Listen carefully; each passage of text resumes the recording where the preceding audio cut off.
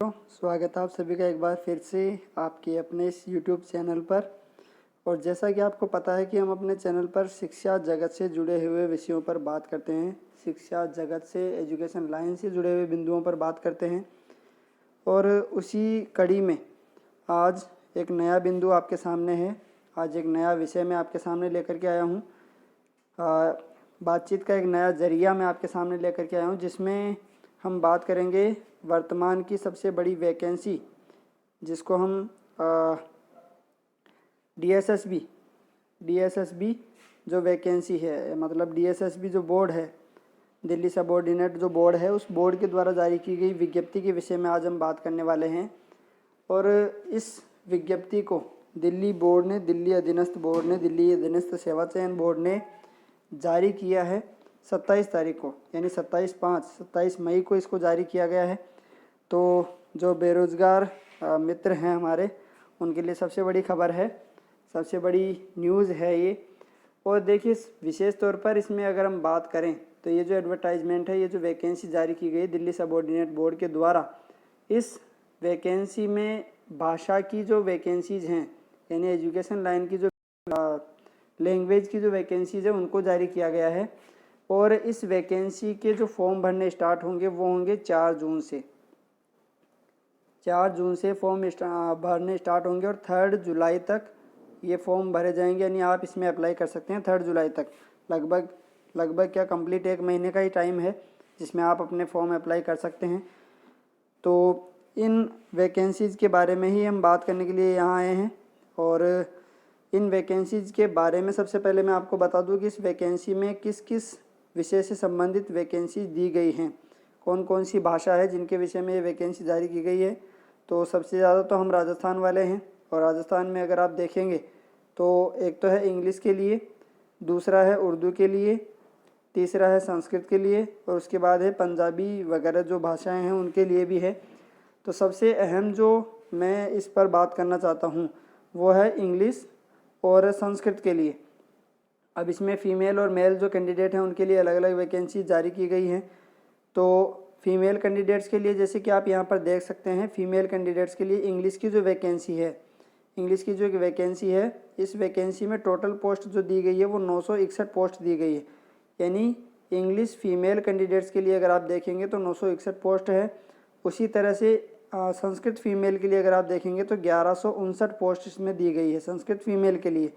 और इसी तरह से अगर हम मेल के विषय में बात करें, यानी पुरुषों के विषय में बात करें, तो संस्कृत मेल जो हैं, संस्कृत पुरुष जो हैं, उनकी वैकेंसी है 866 पोस्ट, ये रही 866 पोस्ट। और उसी तरह से इंग्लिश में अगर हम मेल पर्सन्स के लिए बात करें, मेल कैंडिडेट्स के लिए अगर हम बात करें तो 1029 पोस्ट यहाँ पर दी गई है। तो काफ़ी बड़ी संख्या में वैकेंसी जारी की गई है डीएसएसबी के द्वारा। और इन वैकेंसीज में संस्कृत और इंग्लिश की वैकेंसी जो है वो सबसे ज़्यादा है। तो देखिए, सबसे अहम बात है हमारे लिए। अब अगर हम इसके बारे में बात करें तो जैसा कि मैंने बताया कि 3 जुलाई तक ये फॉर्म अप्लाई किए जाएंगे, 4 जुलाई से लेकर के 3 जुलाई तक, 4 जून से लेकर के 3 जुलाई तक ये फॉर्म अप्लाई किए जाएंगे। इसमें जो क्वालिफ़िकेशंस है उसके लिए मैं सबसे पहले बता दूं कि आपके लिए 45% आपके जो संबंधित विषय है उस विषय के साथ आपको ग्रेजुएट होना ज़रूरी है, और उसी के साथ साथ आपका बीएड होना ज़रूरी है।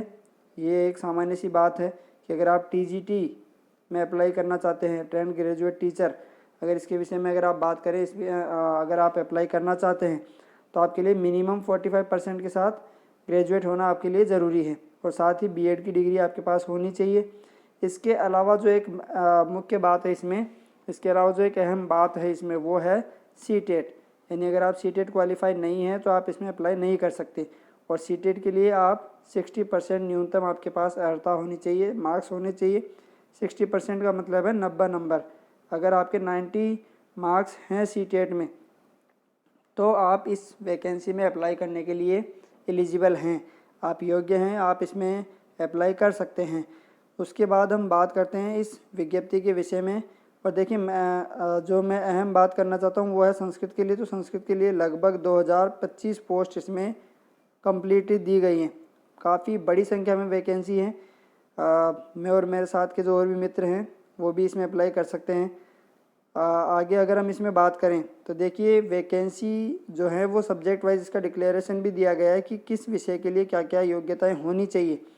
इसमें जो अहम योग्यताएं हैं वो मैंने आपको बता दी हैं, जिसमें सबसे पहली बात तो हमने की थी कि आपका 45% के साथ ग्रेजुएट होना ज़रूरी है। दूसरी बात आप बीएड हों, और तीसरी बात आपका सीटेट क्लियर होना ज़रूरी है।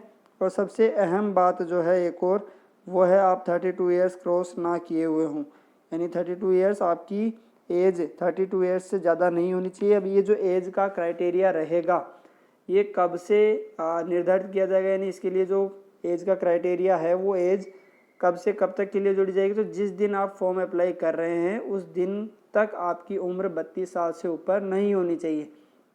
रही बात सीटेट वालों के लिए कि सर जो इस साल जिन्होंने अप्लाई किया है क्या वो भी इसमें अप्लाई कर सकते हैं, तो देखिए अप्लाई भले ही आप कर सकते हैं, लेकिन इसमें अगर फॉर्म भरने की डेट तक आपका रिज़ल्ट नहीं आता है, अगर आपका रिज़ल्ट सीटेट का डिक्लेयर नहीं होता है, तो ऐसे में आप इसमें अप्लाई नहीं कर सकते हैं। यानी कुल मिलाकर के सबसे महत्वपूर्ण या अहम जो बात है वो ये कि आपका सीटेट क्वालिफाई होना ज़रूरी है। और सीटेट जो है वो एक बार क्वालिफाई करने के बाद 7 ईयर्स के लिए 7 ईयर्स के लिए वैलिड होता है। तो अगर आपने 2014 में भी सीटेट क्लियर किया है 2014 में भी, तो उस पर लिखा हुआ होगा कि इशू डेट जो है सीटेट के सर्टिफिकेट की उस इशू डेट से लगा करके और फॉर्म भरने की डेट तक अगर वो एप्लीकेबल है तो आप इसमें अप्लाई कर सकते हैं। अब आगे अगर हम बात करें इस वैकेंसी में पोस्ट वाइज, तो देखिए सबसे पहली बात जो ग्रेजुएट जो इंग्लिश के टीचर हैं उनके लिए भी, और जो संस्कृत के टीचर हैं उनके लिए भी, इन सभी। अच्छा, एक जो एज का क्राइटेरिया रहता है या एज रिलैक्सेशन का जो एक अहम बिंदु रहता है कि एज रिलैक्सेशन कितना रहेगा, तो इसके लिए मैं आपको बता दूं कि अगर आप दिल्ली से हैं तो ही आप जो हैं इसमें योग्यता रखते हैं कि आप ओबीसी वगैरह का जो है सर्टिफिकेट इसमें अप्लाई कर सकते हैं। यानी ओबीसी वगैरह का फ़ायदा आपको तभी मिलेगा, ओबीसी है, एससी एसटी है, इन सब का फ़ायदा आपको तभी मिलेगा जब आप दिल्ली के मूल निवासी हों। जैसे कि राजस्थान के मूल निवासी वगैरह देखे जाते हैं वैकेंसीज़ में, उसी तरह से यहाँ पर अगर आप दिल्ली से मूल निवासी हैं तो आपका एससी एसटी ओबीसी आदि का सर्टिफिकेट यहाँ पर वैलिड होगा। और अहम तौर पर ओबीसी का सर्टिफिकेट जो है वो आपका तभी वैलिड होगा जब आप दिल्ली से मूल निवासी हैं, दिल्ली का बोनाफाइड आपका बना हुआ होगा। अच्छा, एक और चीज़ जो इसमें है वो ये कि फ़ीस कितनी रहेगी फॉर्म की, तो फीस मात्र 100 रुपये है। लेकिन अगर आप एक्स सर्विसमैन हैं, अगर आप वीमेन हैं, अगर आप एससी एसटी से बिलोंग करते हैं तो आपके लिए ये फ़ीस भी नहीं लगेगी। यानी मात्र 100 रुपये इसकी फ़ीस है, सबसे कम फ़ीस, और वो 100 रुपये भी आपकी नहीं लगती अगर आप एससी एसटी और वीमेन हैं या एक्स सर्विसमैन हैं तो। और इन सभी के साथ साथ जो पोस्ट वाइज डिक्लेरेशन है वो मैंने आपको बता दिया है कि आप किसी भी पोस्ट के लिए अप्लाई कर रहे हैं तो आपके पास ग्रेजुएशन में और बीएड में वो संबंधित लैंग्वेज आपके पास होनी चाहिए।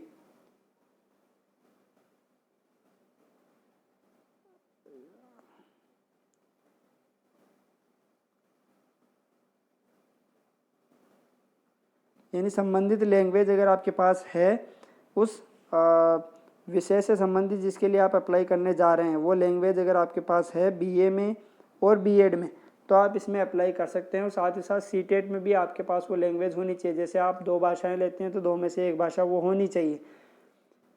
अच्छा, इन सब के अलावा इसका जो पेपर पैटर्न रहने वाला है वो किस तरह का रहेगा, तो पेपर पैटर्न के विषय में मैं आपको बता दूं, इसमें 2 पेपर होते हैं, फर्स्ट पेपर और second paper. Second paper completely आपका जो है वो आपके संबंधित विषय से जुड़ा हुआ होगा। यानी आप जिस विषय के लिए अप्लाई कर रहे हैं उस विषय से संबंधित क्वेश्चन इसमें पूछे जाएंगे।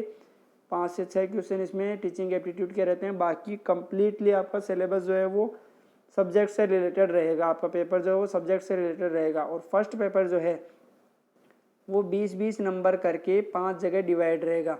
अब ये 20-20 नंबर किस तरह के हैं, 20 हिंदी के लिए, 20 इंग्लिश के लिए, 20 जनरल जीके के लिए, 20 रीजनिंग के लिए और 20 मैथ के लिए। यानी इसमें साइकोलॉजी वगैरह जैसी कोई आफत नहीं है, साइकोलॉजी वगैरह जैसा कुछ नहीं है। जीके जो है वो नाम मात्र 20 नंबर का, उसमें 10 नंबर आपके करंट जीके के रहेंगे और 10 नंबर नॉर्मल जीके के रहेंगे। यानी कुल मिलाकर के 20 नंबर आपको यहाँ पर जीके के लिए दिए गए हैं। और बाकी जो 80 नंबर का पोर्शन है उसमें आपका लैंग्वेज टेस्ट भी है जिसमें हिंदी इंग्लिश शामिल है, और 20 की रीजनिंग और 20 की मैथ जो आप नॉर्मल हर एक एग्ज़ाम में देखते हैं। इन सब के अलावा अगर हम बात करें आगे नीचे जा कर के देखिए, हम स्क्रॉल करता हूँ मैं, और इसमें आगे जो दिया हुआ है आगे सब्जेक्ट जो हैं उन सब्जेक्ट्स में, यानी आपकी जो लैंग्वेज की वैकेंसी जारी की गई हैं उनमें अगर आप सिलेबस की बात करें इस दिल्ली सबऑर्डिनेट बोर्ड की, तो ये जो दिल्ली बोर्ड है DSSB जो बोर्ड है इसकी वैकेंसी के लिए आप syllabus, mode of examination, fees payment, देखिए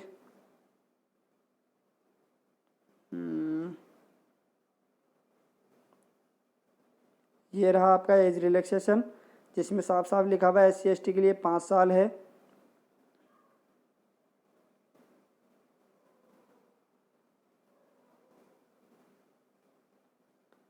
SC/ST के लिए 5 साल का रिलैक्सेशन है, OBC के लिए 3 साल का है, PWD के लिए 10 साल, PWD अगर SC/ST से है तो 15 साल, और PWD अगर OBC से है तो 13 साल। लेकिन इसमें OBC का जो सर्टिफिकेट है वो तभी वैलिड होगा जब आप दिल्ली के मूल निवासी हैं।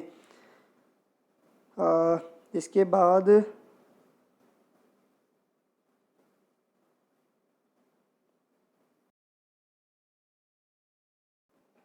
चलिए इसमें मिल नहीं रहा है, मैं आपको वैसे ही बता देता हूँ।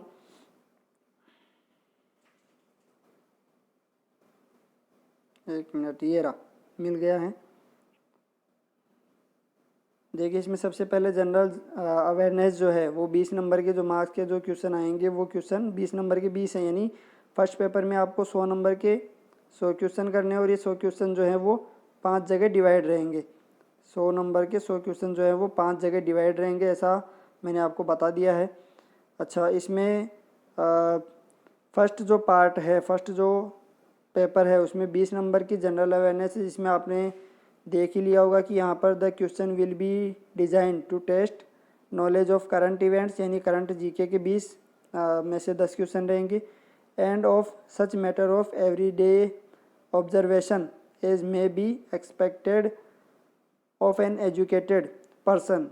The test will also include questions relating of history, polity, constitution, sports, arts and culture, geography, economics, everyday science, scientific research, national and international organization, institutions etc. यानी इनसे रिलेटेड ये जो क्वेश्चन है करंट जीके के आपको पूछे जाएंगे, और जीके के जो हैं वो पूछे जाएंगे। फिर general intelligence and reasoning ability भी, जिसमें आपने जो नॉर्मली हम रीजनिंग के क्वेश्चन देखते हैं वही सारे क्वेश्चन यहाँ पर हैं। Analogies, similarities, differences, space visualisation, problem solving, analysis, judgement, decision making, visual memory, ये सारे जो टॉपिक इसमें दिए गए हैं ये रीजनिंग से संबंधित हैं।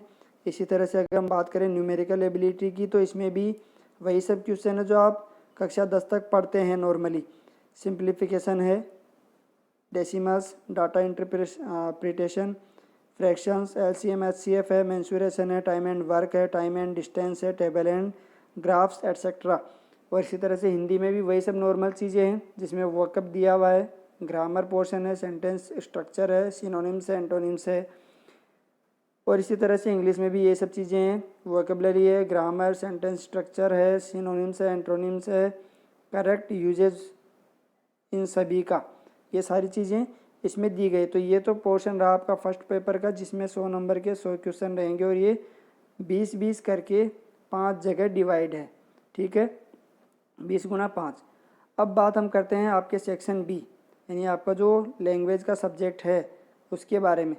तो दिल्ली या DSSB की जो ये सबसे गंदी बात है कि इसका कोई सिलेबस नहीं होता है, यानी आप जिस पोस्ट के लिए अप्लाई कर रहे हैं, आप जिस सब्जेक्ट के लिए अप्लाई कर रहे हैं उस सब्जेक्ट का कोई सिलेबस नहीं होता है। संबंधित विषय के जो प्रवक्तागण होते हैं या जो लेक्चरर्स वगैरह होते हैं बड़ी बड़ी यूनिवर्सिटीज़ में, उन लोगों को इसके लिए पेपर सेट करने के लिए बुलाया जाता है, और वही लोग इसका पेपर सेट करते हैं। तो हो सकता है, जैसे मान लीजिए कि मैं अगर अपने संस्कृत की ही बात करूं, तो मान लीजिए कि संस्कृत में साहित्य का कोई लेक्चरर है जो कि पेपर सेट करने आया है, तो ऐसे में वो अपने साहित्य के ही क्वेश्चन सबसे ज़्यादा डालेगा। लेकिन इसमें यह है कि आपके जो 100 क्वेश्चन हैं उन 100 क्वेश्चन में से मुश्किल से 10 क्वेश्चन, मैक्सिमम 10 क्वेश्चन जो हैं वो टीचिंग एप्टीट्यूड के होंगे। बाकी सारे 90 क्वेश्चन जो हैं वो आपके लैंग्वेज से संबंधित होंगे। और इस कड़ी में एक सबसे अहम बात जो मैं आपको बता दूं, आपको पेपर फर्स्ट और पेपर सेकंड दोनों के लिए 40% मिनिमम मार्क्स लाने होंगे अगर आप एलिजिबल होना चाहते हैं तो। यानी अगर आप कट ऑफ की दौड़ में रहना चाहते हैं तो आपको 40% मार्क्स फर्स्ट पेपर में और मिनिमम 40% मार्क्स ही सेकंड पेपर में लाना सबसे ज़्यादा अहम है, सबसे ज़्यादा ज़रूरी है। और इसी वजह से यानी इसका दिल्ली जो सबऑर्डिनेट बोर्ड है, DSSB जो बोर्ड है, इसका कोई सिलेबस नहीं होता है। ये गंदी बात होने की वजह से ही यही सबसे माइनस पॉइंट होने की वजह से यहाँ पर जो कट ऑफ है वो सबसे ज़्यादा नहीं जाती है। यानी यहाँ की जो कट ऑफ है, यहाँ पर जो कट ऑफ है वो कट ऑफ मुश्किल से 50 से 60% के बीच जाती है। और आपने राजस्थान की वैकेंसीज में देखा ही है कि यहाँ की जो कट ऑफ है वो कट ऑफ कितनी हेवी रहती है। तो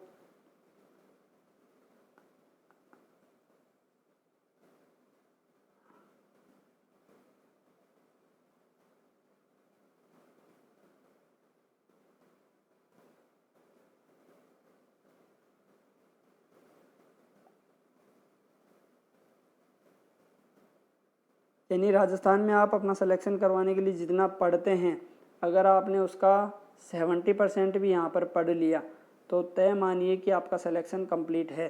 कंप्लीटली आपको जॉब मिल ही जाएगी।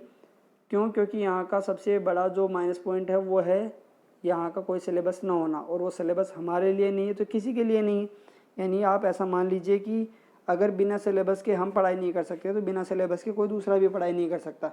तो अगर आपका फर्स्ट पोर्शन यानी फर्स्ट पेपर जो है वो आपका स्ट्रॉन्ग है और सेकंड पेपर यानी आपका सब्जेक्ट जो है वो स्ट्रॉन्ग होना ही चाहिए, इसमें कोई दो राय नहीं है। तो ऐसे में अगर आप भी सीटेट क्वालिफाई हैं, अगर आप भी 32 साल से कम की उम्र के हैं, अगर आपने भी लैंग्वेज में यानी संबंधित लैंग्वेज में अगर आपने भी BA B.Ed वगैरह कर रखा है तो आप एलिजिबल हैं, आप भी योग्यता रखते हैं कि आप अपना फॉर्म भर सकते हैं। तो डेट्स का आप ध्यान रखेंगे, 4 जून से स्टार्ट करके 3 जुलाई तक ये जो हैं फॉर्म भरे जाएंगे, अप्लाई किए जाएंगे। आप दिल्ली की जो DSSB की जो बोर्ड है dssb.delhi.gov.in इस वेबसाइट पर जाकर के आप अपना आवेदन कर सकते हैं। दिनांक का विशेष तौर पर ध्यान रखें और आप योग्य हैं तो ही आप आवेदन करें। OBC का फॉर्म भरते वक्त आप गलती ना करें। आप OBC का लाभ उठाने के चक्कर में जनरल की कैटेगरी से भी हाथ धो बैठेंगे। तो आप OBC से अप्लाई तभी करेंगे जब आप दिल्ली के मूल निवासी हों। ठीक है, उम्मीद है मेरे द्वारा दी गई जानकारी आपके लिए उपयोगी रहेगी और आप सभी जो है वो DSSB का फॉर्म अप्लाई करेंगे और आप सभी में से बहुत सारे लोग जो हैं वो सीटेट क्वालिफाइड भी होंगे। तो आज के लिए इतना ही, फिर से मिलेंगे एक नए बिंदु के साथ, नए विषय के साथ, नई जानकारी के साथ। तब तक के लिए आप सभी का धन्यवाद, बहुत बहुत धन्यवाद। Thank you.